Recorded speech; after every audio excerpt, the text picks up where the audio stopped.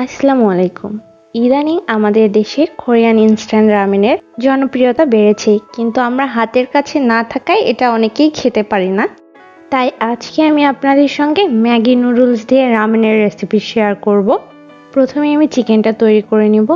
এখানে আমি এক টুকরো বোনলেস চিকেন নিয়েছি। ম্যারিনেশনের জন্য 1 teaspoon vinegar, half teaspoon soya sauce, 1/4 teaspoon লাল মরিচের গুঁড়ো, সামান্য লবণ, খুবই সামান্য পরিমাণে গরম মশলা,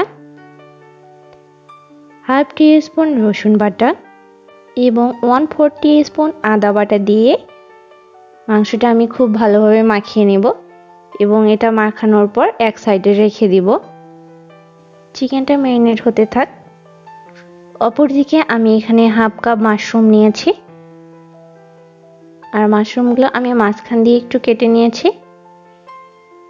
এখন একটি ফ্রাই প্যানে সামান্য পরিমাণ অলিভ অয়েল দিয়ে আমি মাশরুমটা সটে করে নিব।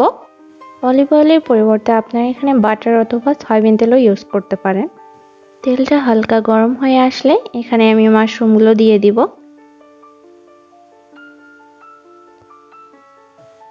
মাশরুমগুলো সটে করে নেওয়ার জন্য সামান্য পরিমাণ লবণ, সয়া সস এবং কালো গোলমরিচের গুঁড়ো এখানে দিয়ে নেব। এরপর মিডিয়াম আছে এটা আমি কিছুক্ষণ সটে করে নেব।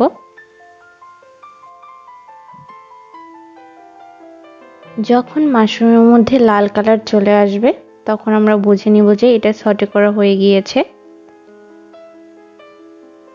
তো এখন আমি মাশরুমটা তুলে নিচ্ছি এবং এই ফ্রাই প্যানে আমি চিকেনটা ভেজে নেব। তো চিকেনটা ভেজে নেওয়ার জন্য আরও আমি সামান্য কিছু তেল ফ্রাই প্যানের মধ্যে দিয়ে দিলাম এবং তেলটা গরম হয়ে আসলে এর মধ্যে আমি চিকেনটা দিয়ে দিব।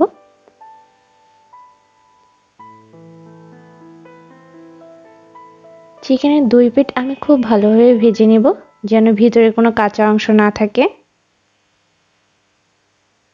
তো এর মধ্যেই চিকেনটা ভাজা হয়ে গিয়েছে। এখন এই চিকেনটা আমি তুলে নিব।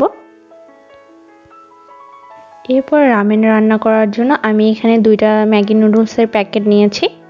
এই 2 প্যাকেট নুডলস দিয়ে 2 জনকে সার্ভ করা যাবে। তো এখন আমরা নুডলসটা সিদ্ধ করে নেব।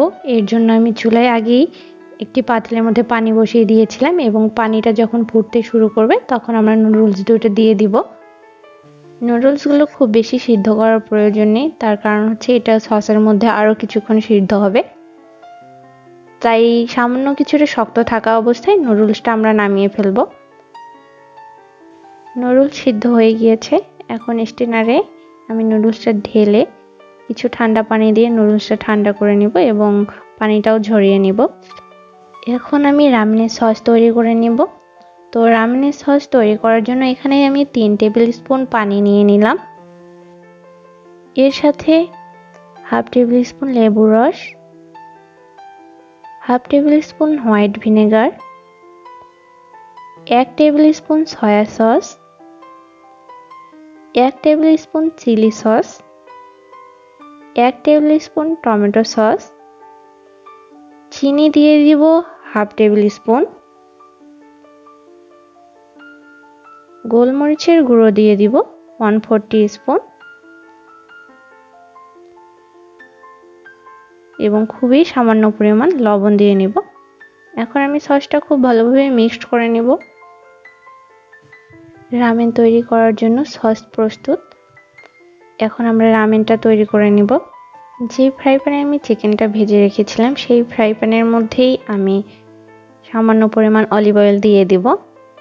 তেলটা গরম হয়ে আসলে এখানে 1 টিস্পুন রসুন কুচি, 1 টিস্পুন আদা কুচি এবং খুবই সামান্য পরিমাণে পেঁয়াজের পাতা দিয়ে দিব।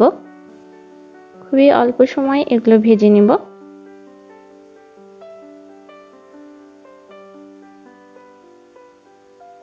ভাজা হয়ে গেলে এর মধ্যে আমি চিলি ফ্লেক্স দিয়ে দিব। আর এখানে আমি 1 টেবিল স্পুন চিলি ফ্লেক্স নিয়েছি। রামেন যেহেতু ঝাল হয় তার জন্য আমি এখানে চিলি ফ্লেক্সের পরিমাণটা বাড়িয়ে দিয়েছি। তবে আপনারা চাইলে এটা কমিয়েও দিতে পারেন। এরপর যে আমি সসটা তৈরি করে রেখেছিলাম সেটা দিয়ে দিলাম। আপনারা যদি নুডলসের মধ্যে স্যুপ রাখতে চান তাহলে এখানে পানির পরিমাণটা আপনারা বাড়িয়ে দিবেন। তো এই সসটা যখন ফুটে উঠবে তখন এর মধ্যে আমি নুডলসটা দিয়ে দিব।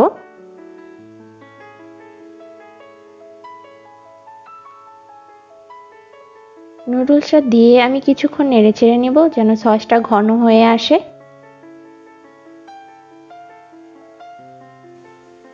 সস এবং নুডলসটা খুব ভালোভাবে মাখা হয়ে গিয়েছে এবং নুডলসটাও অনেক ভালোভাবে সিদ্ধ হয়েছে। এখন আরেকটু নেড়ে চেড়ে চুলা বন্ধ করে আমি নুডলসটা নামিয়ে ফেলবো। তৈরি হয়ে গেল আমাদের স্পাইসি রামেন। তো এটা আর আমি ঘন করব না, এই অবস্থায় চুলা বন্ধ করে নামিয়ে আপনাদের সার্ভ করে দেখিয়ে দিব। তো টপিংসের জন্য আমি চিকেনটা কেটে নিয়েছি, একটি ডিম সিদ্ধ করে নিয়েছি, গাজরের অর্ধেক লম্বা স্লাইস করে কেটে নিয়েছি, তিল নিয়েছি, অর্ধেক শসা নিয়েছি, সামান্য পরিমাণে পেঁয়াজের পাতা নিয়েছি, সাথে মাশরুম তো আছেই। তো টপিংসটা আসলে নিজের পছন্দ মতো দেওয়া যায়, আপনাদের পছন্দ মতো যে কোনো টপিংস এখানে ইউজ করতে পারেন। এখন একটি সার্ভিং ডিশে আমি আপনাদের সার্ভ করে দেখিয়ে দিচ্ছি। সার্ভিং ডিশে আমি রামেনগুলো চারদিকে ছড়িয়ে চিকেনের টুকরোগুলো দিয়ে দিলাম, সাথে ডিম দিয়ে দিব, গাজর এক সাইডে দিয়ে দিচ্ছি, শসা স্লাইসগুলো দিয়ে দিলাম, পেঁয়াজের পাতাগুলো দিয়ে দিব। মাশরুম দেওয়ার কথা আমি ভুলে গিয়েছিলাম, তো প্রথমেই আমি তিল ছিটে দিয়ে তারপর মাশরুমটা এখানে দিয়ে দিব। তো আমার আজকের রেসিপি আপনাদের কেমন লাগলো অবশ্যই আমাকে কমেন্ট সেকশনে জানাবেন। আমার রেসিপি ভালো লেগে থাকলে আমার ভিডিওটিতে লাইক করবেন, আমার চ্যানেলটি সাবস্ক্রাইব করবেন, নতুন রেসিপি পেতে বেল আইকনে ক্লিক করবেন। আল্লাহ হাফেজ।